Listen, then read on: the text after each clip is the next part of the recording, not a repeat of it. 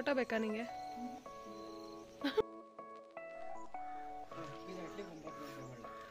Hi hello ನಮಸ್ಕಾರ, ಮತ್ತೊಮ್ಮೆ ನನ್ನ ಚಾನಲ್ಗೆ ಸ್ವಾಗತ ಅಂತ ಹೇಳ್ತಾ, ನನ್ನ ಚಾನಲ್ಗೆ ಇನ್ನು ಸಬ್ಸ್ಕ್ರೈಬ್ ಮಾಡಿಲ್ಲ ಅಂದರೆ ಬೇಗ ಸಬ್ಸ್ಕ್ರೈಬ್ ಮಾಡಿ, ಬೆಲ್ಲೈಕನ್ನ ಒತ್ತಿ ಗೈಸ್. ಇದು ನಮ್ಮ ಚಿಕ್ಕಮಗಳೂರು ಟ್ರಿಪ್ಪಿನ 2ನೇ ದಿನ. ಹಳೆಬೀಡು, ಬೇಲೂರು ಹಾಗೆ ಸಕಲೇಶಪುರನ ಕವರ್ ಮಾಡ್ತಾ ಇದ್ದೀವಿ ಇವತ್ತು. ನೀವು ಚಿಕ್ಕಮಗಳೂರು ವ್ಲಾಗ್ನ ಇನ್ನೂ ನೋಡಿಲ್ಲ ಅಂದರೆ ಬೇಗ ಅದನ್ನೊಂದ್ಸರಿ ನೋಡ್ಕೊ ಬಂದ್ಬಿಡಿ. ನಾವು ಸುಮಾರು 7-8 ಗಂಟೆ ಹಾಗೆ ಎದ್ಬಿಟ್ಟು ಫ್ರೆಶ್ ಅಪ್ ಆಗಿಬಿಟ್ಟು ನಾವು ಹೋಟೆಲ್ನ ಚೆಕ್ಔಟ್ ಮಾಡಿ ಹಾಗೆ ನಮ್ಮ ಚಿಕ್ಕಮಗಳೂರಿಂದ ಹಳೆಬೀಡಿಗೆ ಹೊರಟ್ವಿ. ಫುಲ್ ಹಸಿವಾಗ್ತಾ ಇತ್ತು, ಅದಕ್ಕೋಸ್ಕರ ಆನ್ ದ ವೇನೆ ಕಾರ್ನ ಸೈಡಿಗೆ ಹಾಕ್ಬಿಟ್ಟು ಅಲ್ಲೊಂದು ಚಿಕ್ಕ ಹೋಟ್ಲಲ್ಲಿ ನಾವು ಟಿಫಿನ್ ಮಾಡಿದ್ವಿ. ನಾವು ಇಡ್ಲಿ ವಡೆ ಹಾಗೂ ಒಂದು ಕಾಫಿ, ಒಂದು ರೈಸ್ ಬಾತ್ನ ತೊಗೊಂಡಿದ್ವಿ. ಫುಡ್ಡು ಆ್ಯಾವ್ರೇಜ್ ಆಗಿತ್ತು, ಮನೇಲಿ ಮಾಡಿರೋ ಥರ. ತಿನ್ನೋಕ್ಕಾಗಲ್ಲ ಅನ್ನೋ ರೇಂಜಿಗೆ ಏನಿರಲಿಲ್ಲ. ಪ್ರೈಸು ಕೂಡ ಎಕ್ಸ್ಪೆನ್ಸಿವ್ ಇರಲಿಲ್ಲ, ಅದಕ್ಕೋಸ್ಕರ ನಾವು ಜಾಸ್ತಿ ಎಕ್ಸ್ಪೆಕ್ಟ್ ಮಾಡೋಕ್ಕಾಗಲ್ಲ. ಹಾಗೆ ನಮ್ಮ ಜರ್ನಿನ ಕಂಟಿನ್ಯೂ ಮಾಡಿ ನಾವು ಹಳೆಬೀಡಿಗೆ ರೀಚ್ ಆದ್ವಿ. ಚಿಕ್ಕಮಗಳೂರಿಂದ ಹಳೆಬೀಡಿಗೆ ಬರೋ ರೋಡ್ ಸ್ವಲ್ಪ ಚೆನ್ನಾಗಿಲ್ಲದೆ ಇರೋದ್ರಿಂದ ರೀಚ್ ಆಗೋದು ಲೇಟ್ ಆಗೋಯ್ತು. ಹಾಗಾಗಿ ಬಿಸಿಲು ಸಿಕ್ಕಾಪಟ್ಟೆ ಹೊಡಿತಾ ಇತ್ತು.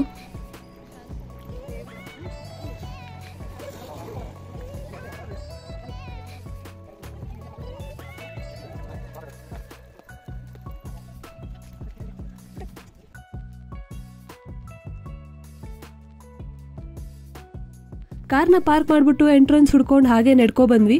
ಸೊ ಎಂಟ್ರಿ ಆದ್ವಿ. ಎಂಟ್ರಿ ಫೀಸ್ ಏನಿರಲಿಲ್ಲ, ಇಲ್ಲಿ ಯಾವುದೇ ರೀತಿಯಂಥ ಫೀಸ್ ಏನೂ ಇಲ್ಲ. ಜಾಗ ತುಂಬ ಪ್ರಶಾಂತವಾಗಿ ಹಾಗೆ ಕ್ಲೀನಾಗಿ ನೀಟಾಗಿ ಮೇಂಟೈನ್ ಮಾಡಿದರು.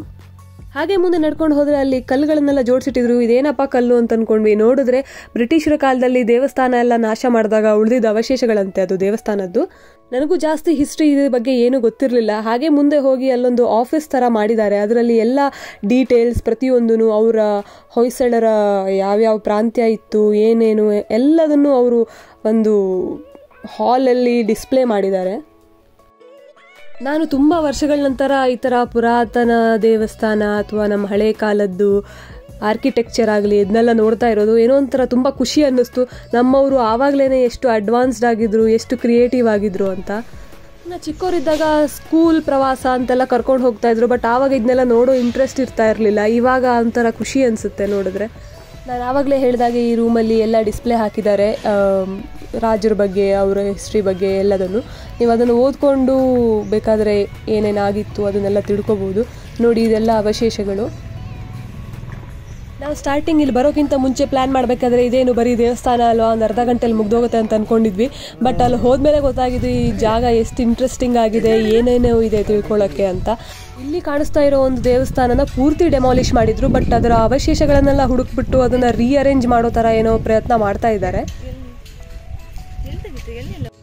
ದೇವಸ್ಥಾನ ಸುತ್ತ ತುಂಬ ದೊಡ್ಡ ಜಾಗ ಇದೆ. ಹಾಗೆ ಅಲ್ಲಿ ಒಂದು ಲೇಕ್ ಕೂಡ ಇದೆ, ಮಾವಿನ ಮರಗಳು, ತುಂಬಾ ಚೆನ್ನಾಗಿತ್ತು. ಹಾಗೆ ನಾವು ನಮ್ಮ ಬ್ಯಾಗ್ ಗೀಗ್ಗಳನ್ನೆಲ್ಲ ನೇತಾಕ್ಬಿಟ್ಟು ಫೋಟೋ ಶೂಟ್ಗೆ ರೆಡಿ ಆದ್ವಿ. ಹಾಡೋಣ, ಮಾವಿನ ಮರವೇ ಮಾವಿನ ಮರವೇ ನನ್ನ ಮರ. ನೀವು ಇವಾಗ ನೋಡ್ತಾ ಇರೋದು ಹೊಯ್ಸಳೇಶ್ವರ ಟೆಂಪಲ್, ಶಿವನ ದೇವಸ್ಥಾನ. ದೇವಸ್ಥಾನದ ಒಳಗೂ ಯಾವುದೇ ರೀತಿಯಾದಂಥ ರಿಸ್ಟ್ರಿಕ್ಷನ್ ಇಲ್ಲ. ಫೋಟೋಸ್ ತೆಗಿಬೋದು, ವಿಡಿಯೋಗಳೆಲ್ಲ ಮಾಡಬಹುದು. ದೇವರ ಫೋಟೋವನ್ನು ತೆಗಿಯೋಕೆ ಬಿಡಲ್ಲ ಅಷ್ಟೇ. ಹಾಗೆ ಇಲ್ಲಿ ಕಾಣಿಸ್ತಾ ಇರೋ ಈ ಕೆತ್ತನೆಗಳನ್ನೆಲ್ಲ ಮುಟ್ಟಕ್ಕೆ ಬಿಡಲ್ಲ. ನೀವು ಇನ್ನೂ ಹೆಚ್ಚು ಏನಾದರೂ ತಿಳ್ಕೊಬೇಕು ಅಂತಂದರೆ ನೀವು ಗೈಡ್ಗಳನ್ನ ಹೈಯರ್ ಮಾಡ್ಕೋಬೋದು. ನೋಡಿ, ಇಲ್ಲಿ ಗೈಡ್ ಅವರು ತುಂಬ ಚೆನ್ನಾಗಿ ಎಕ್ಸ್ಪ್ಲೇನ್ ಮಾಡ್ತಾಯಿದ್ರು. ನಮಗೆ ಜಾಸ್ತಿ ಟೈಮ್ ಇಲ್ಲದೆ ಇರೋದ್ರಿಂದ ನಾವು ಆ ಥರದ್ದೇನು ಮಾಡೋಕ್ಕೆ ಹೋಗಿಲ್ಲ. ಬಟ್ ಆಮೇಲೆ ಅನ್ನಿಸ್ತು ಗೈಡ್ ಯಾರನ್ನಾದರೂ ಹೈಯರ್ ಮಾಡಿಕೊಂಡು ಇನ್ನೂ ವಿಷಯಗಳನ್ನ ಜಾಸ್ತಿ ತಿಳ್ಕೊಬೋದಿತ್ತು ಅಂತ. ಅದಕ್ಕೋಸ್ಕರ ನಮಗೆ ಅದರ ಪ್ರೈಸ್ ಕೂಡ ಗೊತ್ತಿಲ್ಲ, ಅವ್ರು ಎಷ್ಟು ತಗೋತಾರೆ ಏನು ಅಂತ.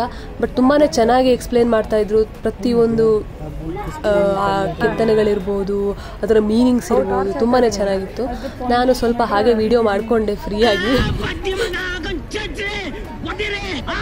ದೇವಸ್ಥಾನ ಎಲ್ಲ ನೋಡಿಕೊಂಡು ಚೆನ್ನಾಗಿ ಫೋಟೋ ಶೂಟ್ ಮಾಡಿಕೊಂಡು ಫೋಟೋಸ್ಗಳೆಲ್ಲ ತಗೊಂಡು ನಾವು ಮತ್ತೆ ಬೇಲೂರಿಗೆ ಹೊರಟ್ವಿ. ನಿಮಗೆ ಚಿಕ್ಕಮಗಳೂರಿಂದ ಫಸ್ಟು ಹಳೆಬೀಡು ಸಿಗುತ್ತೆ, ಆಮೇಲೆ ಬೇಲೂರು. ಬೇಲೂರು ಸುಮಾರು 17 ಕಿಲೋಮೀಟರ್ ಆಗುತ್ತೆ ಹಳೆಬೀಡಿಂದ. ಬೇಲೂರಿಗೆ ರೀಚ್ ಆಗೋಷ್ಟೊತ್ತಿಗೆ ಸುಮಾರು 1 ಗಂಟೆ ಆಗೋಗಿತ್ತು. ಕಾರ್ ಪಾರ್ಕಿಂಗಿಗೂ ಸ್ವಲ್ಪ ಕಷ್ಟ ಆಯಿತು, ಜನ ಜಾಸ್ತಿ ಇದ್ದರು ಇಲ್ಲಿ. ಕಾರ್ ಒಂದು ಕಡೆ ಪಾರ್ಕ್ ಮಾಡಿಬಿಟ್ಟು ಹಾಗೆ ದೇವಸ್ಥಾನದ ಕಡೆಗೆ ನಡ್ಕೊಂಡು ಹೋದ್ವಿ. ಒಂದು ಬಿಟ್ಟಿ ಸಲಹೆ, ನೀವು ಈ ಥರ ಟ್ರಿಪ್ಪು ಟ್ರಾವೆಲ್ ಅಂತ ಮಾಡ್ತಾ ಇದ್ರೆ ಎಳ್ನೀರನ್ನ ಜಾಸ್ತಿ ಕುಡೀರಿ, ತುಂಬ ಒಳ್ಳೆಯದು. ದೇವಸ್ಥಾನದ ಹತ್ರ ಬಂದಂಗೆ ಚಪ್ಪಲಿ ಬಿಡೋಕ್ಕೆ ತುಂಬ ಜಾಗ ಇದೆ. ಹಾಗೆ ಅಲ್ಲಿ ಸ್ಟ್ಯಾಂಡ್ಗಳೆಲ್ಲ ಇದ್ದಾವೆ. ಇವರು ಒಂದು ಜೊತೆ ಚಪ್ಪಲಿಗೆ 5 ರೂಪಾಯಿ ತಗೋತಾರೆ. ನಿಮ್ಮ ಹತ್ರ ಚೇಂಜ್ಗಳಿದ್ರೆ ಇಟ್ಕೊಂಡು ಹೋಗಿರಿ.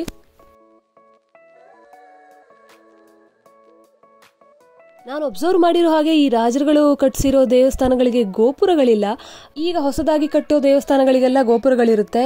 ಇವರ ದೇವಸ್ಥಾನಗಳಲ್ಲಿ ಗೋಪುರಗಳಿಲ್ಲ. ಹಾಗೆ ಫ್ಲಾಟ್ ಸ್ಲ್ಯಾಬ್ ಥರ ಬಿಟ್ಟಿರ್ತಾರೆ. ಅದು ಏನಕ್ಕೆ ಅಥವಾ ಅದಕ್ಕೇನಾದ್ರು ರೀಸನ್ ಏನಾದ್ರು ನಿಮಗೆ ಗೊತ್ತಿದ್ರೆ ಕಮೆಂಟ್ ಮಾಡಿ.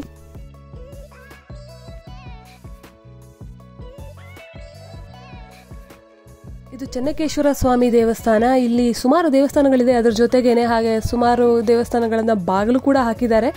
ಮೇ ಬಿ ಪೂಜೆ ಮಾಡೋಕ್ಕಾಗದೆ ಆಗಲಿ ಅಥವಾ ಇಲ್ಲಿ ಸುಮಾರು ಅಂದರೆ ದರೋಡೆಗಳಾಗಿದೆ ಅಂತ ಹೇಳ್ತಾರೆ. ಬ್ರಿಟಿಷ್ ಕಾಲದಲ್ಲಿ ಸುಮಾರು ಈ ಕೆತ್ತನೆಗಳು ಅಥವಾ ಈ ಶಿಲ್ಪಗಳನ್ನೆಲ್ಲ ಕದ್ಕೊಂಡು ಹೋಗಿದ್ದಾರೆ ಅನ್ನೋದೊಂದಿದೆ. ಹಳೇಬೀಡಿನ ಥರನೇ ಇಲ್ಲೂ ಒಂದಿಷ್ಟು ಡಿಸ್ಪ್ಲೇಗಳನ್ನು ಹಾಕಿದ್ದಾರೆ ದೇವಸ್ಥಾನ ಬಗ್ಗೆ ತಿಳ್ಕೊಳ್ಳೋಕ್ಕೆ. ಇದನ್ನು ಓದಿ ದೇವಸ್ಥಾನದ ಹಿಸ್ಟ್ರಿನ ತಿಳ್ಕೊಬಹುದು. ನಮಗೆ ಓದೋದ್ರಲ್ಲಿ ಬೇಜಾರು, ಹಾಗಾಗಿ ನಾವು ನೋಡಿ ಅಥವಾ ಬೇರೆ ಯಾರಾದರೂ ಹೇಳಿದರೆ ಅದನ್ನು ಕೇಳಿ ತಿಳ್ಕೊತೀವಿ.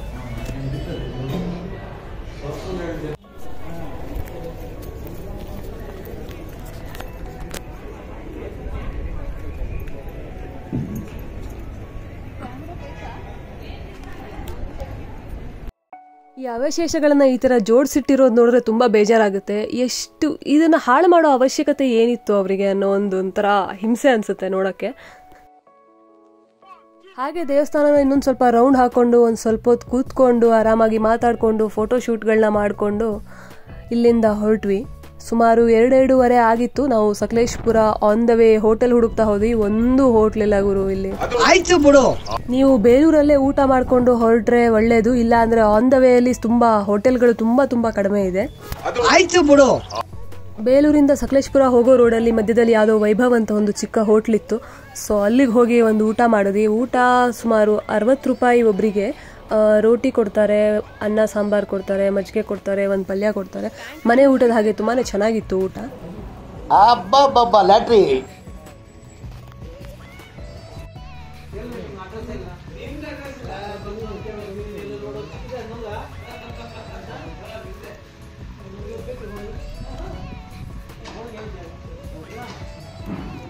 ಊಟ ಮಾಡಿ ಕೈ ತೊಳೆದು ಹೊರಡೋ ಅಷ್ಟೊತ್ತಿಗೆ ಸುಮಾರು 3 ಗಂಟೆ ಆಗೋಗಿತ್ತು. ಆನ್ ದ ವೇ ಹೋಗ್ತಾ ಸ್ವಲ್ಪ ಬಿಸಿಲು ಜಾಸ್ತಿ ಇದೆ ಅಂತ ನಾವು ಕೂಲಿಂಗ್ ಗ್ಲಾಸ್ ಹಾಕ್ಕೊಂಡು ಸ್ವಲ್ಪ ಬಿಲ್ಡಪ್ ಕೊಟ್ವಿ. ಸ್ವಲ್ಪ ಅಲ್ಲ, ಜಾಸ್ತಿನೇ. ಇನ್ನೊಂದು ಸ್ವಲ್ಪ ಬಿಲ್ಡಪ್ ಕೊಟ್ವಿ ಸೈಡ್ ಆಂಗಲ್ ಇಂದ. ಏನ್ ಸ್ಪಾಟ್ ಆಗಿದೆ, ಆಫ್ರಿಕಾದಿಂದ ನಡ್ಕೊಂಡೇ ಬಂದ್ಬಿಟ್ಟೇನೋ. ಫೈನಲಿ ಸಕಲೇಶ್ಪುರ ರೀಚ್ ಆದ್ವಿ. ನಾವು ಬಂದಿರೋ ಟೈಮಿಂಗ್ ಆ್ಯಕ್ಚುಲಿ ಸರಿ ಇರಲಿಲ್ಲ. ಅಂದರೆ ಮಧ್ಯಾಹ್ನ ಬಂದಿದ್ವಿ. ಸಕಲೇಶ್ಪುರ ಯೂಶ್ವಲಿ ಮಳೆ ಚಳಿ ಬೀಳ್ತಾ ಇರೋ ಟೈಮಲ್ಲಿ ಬರುವಂಥ ಜಾಗ. ಬಟ್ ನಾವು ಇದೊಂದು ಫೋರ್ಟ್ ನೋಡ್ಕೊಂಡು ಹೋಗೋಣ ಅಂತ ಬಂದ್ವಿ ಅಷ್ಟೇ. ಸಕಲೇಶ್ಪುರದಲ್ಲಿ ನೋಡೋಕೆ ಇನ್ನೂ ಸುಮಾರು ಜಾಗಗಳಿವೆ, ಸುಮಾರು ದೇವಸ್ಥಾನಗಳಿವೆ. ಅದನ್ನೆಲ್ಲ ಕವರ್ ಮಾಡೋಕ್ಕಾಗಿಲ್ಲ ನಮಗೆ. ಈ ಫೋರ್ಟ್ ಹೆಸರು ಬಂದು ಮಂಜಾರಾಬಾದ್ ಫೋರ್ಟ್ ಅಂತ. ಇದು ಟಿಪ್ಪು ಸುಲ್ತಾನ್ ಕಾಲದಲ್ಲಿ ಕಟ್ಟಿರೋದಂತೆ. ಇಲ್ಲಿ ಸುಮಾರು ವಾರ್ಗಳೆಲ್ಲ ಆಗಿದೆ ಅಂತ ವಿಕಿಪೀಡಿಯಾದಲ್ಲಿ ಓದಿದೆ. ಇಲ್ಲಿ ಯಾವುದೇ ರೀತಿಯಾದಂಥ ಎಂಟ್ರೆನ್ಸ್ ಫೀ ಇಲ್ಲ. ತುಂಬ ಮೆಟ್ಲುಗಳಿದೆ, ಹತ್ಕೊಂಡು ಹೋಗ್ಬೇಕಷ್ಟೇ. ಎಂಟ್ರಿ ಫ್ರೀ ಇದೆ. ಈ ಕಣ್ಣಲ್ಲಿ ಇನ್ನೀ ಏನೇನು ನೋಡ್ಬೇಕೋ ಕಾಣ.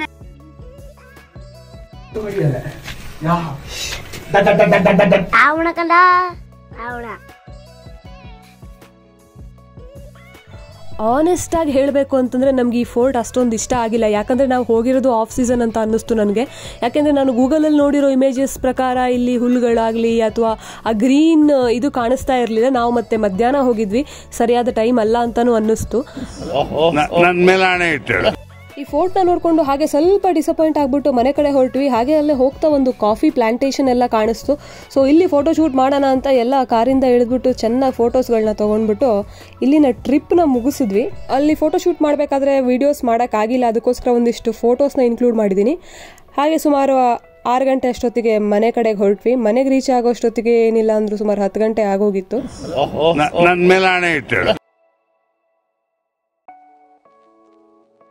ಈ ವಿಡಿಯೋ ನಿಮಗೆ ಇಷ್ಟ ಆಗಿದ್ರೆ ಲೈಕ್ ಮಾಡಿ, ಶೇರ್ ಮಾಡಿ, ಸಬ್ಸ್ಕ್ರೈಬ್ ಮಾಡಿ ಅಂತ ಹೇಳ್ತಾ ಬಾಯ್.